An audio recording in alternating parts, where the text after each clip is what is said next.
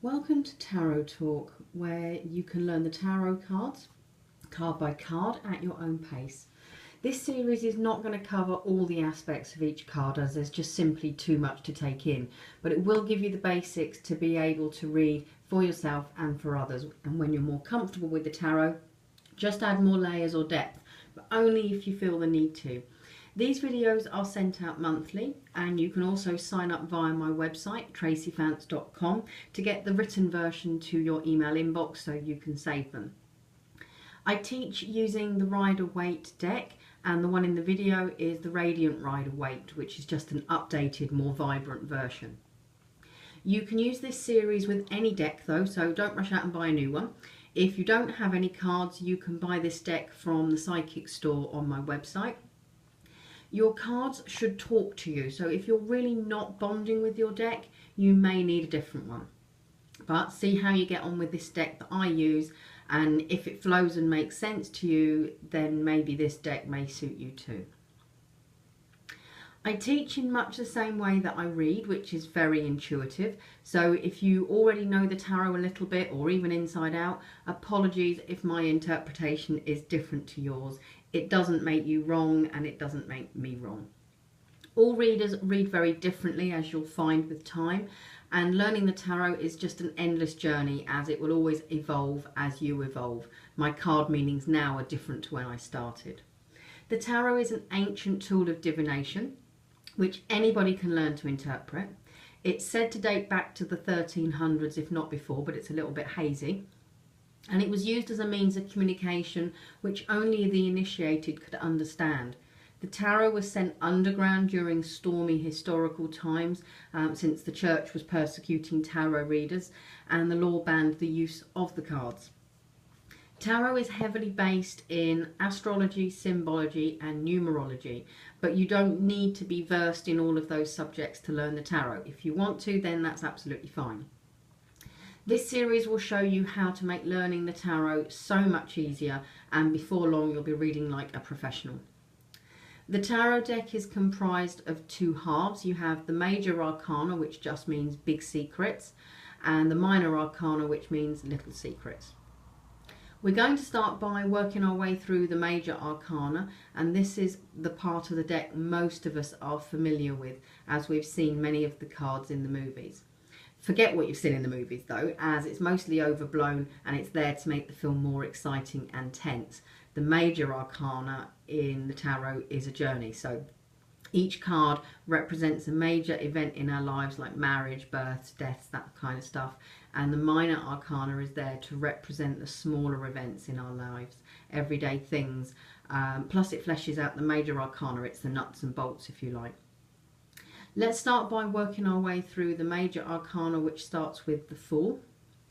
The Fool, if you already have your own deck, take the cards out and use yours as we go along, as that will help you become more familiar with your deck. So this is my interpretation, but any information or intuition that you get given whilst we're working is correct and valid too. So just add it to my interpretation, or if need be, if yours is completely different, feel free to replace it entirely. Okay, go with what feels right. So the Fool is an empty vessel, much like a newborn baby, yet to find their way in life or to have much by way of experience. So see this as yourself at the start of a new job or a relationship, or even your spiritual journey, if you find that that's more appropriate.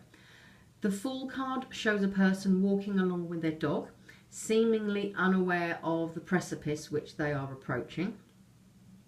And you can see that if you are looking at the different aspects of the card, and if you don't have a deck, just use the picture that I've got up here. See where your eye is drawn. Is it drawn to the dog? If so, then the dog is trying to warn the Fool of the precipice. So in your reading, you would need to look at why there is a warning for this person. And don't forget that later on, you'd actually have more cards in a reading. You wouldn't normally just have one card to do a full reading. So the other cards would help you. So why is there a warning? Are they rushing into a new relationship? Are they rushing into a job they shouldn't be? Are they about to do something which they should think more about before they act? Is it the Fool himself that you're drawn to with his carefree walk? What is it around the person you are reading for that requires a leap of faith? And you may even be reading for yourself, okay? So what is it that you need to be thinking about? Most of the cards in the deck have a positive interpretation and a negative one. So this card is very much look before you leap, or a leap of faith is needed.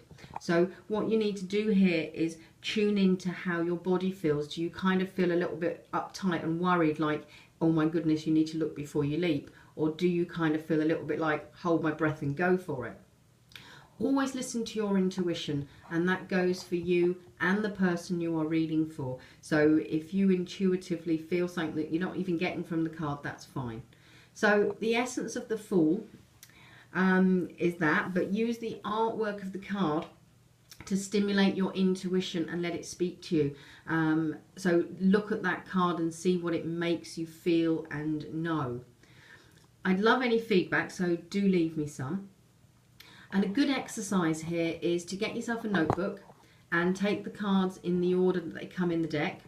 Write a description of each card, what it says to you, without using the book or the internet or anything. It can be bullet points or it can be a lengthy description, whatever you feel inspired to write really. Then leave a good sized gap and move on to the next card. When you've done all 78 cards, you can then go back through the deck using the book and put the book interpretation or whatever you found on the internet. But make sure that you stick to the one book or the one internet source. You'll be amazed at how much you've already picked up accurately from each of the cards. If your interpretations are slightly different, don't worry, that's fine. Just make sure that you can understand what that card says to you. Now, some cards will resonate with you and others will be harder. So take a long look at the ones that you feel stuck on. So for instance, for me, it would be the Moon. And I just find that it doesn't resonate with me. But I don't like two-faced people and I don't like lies and deceit. So I know why that one is uncomfortable for me. So look at the cards that don't talk to you, because there'll be a reason that says something about you and your journey, and it's not a negative thing, it's just the way that life is. Okay, so good luck with everything and keep your eye out for the next card in the deck.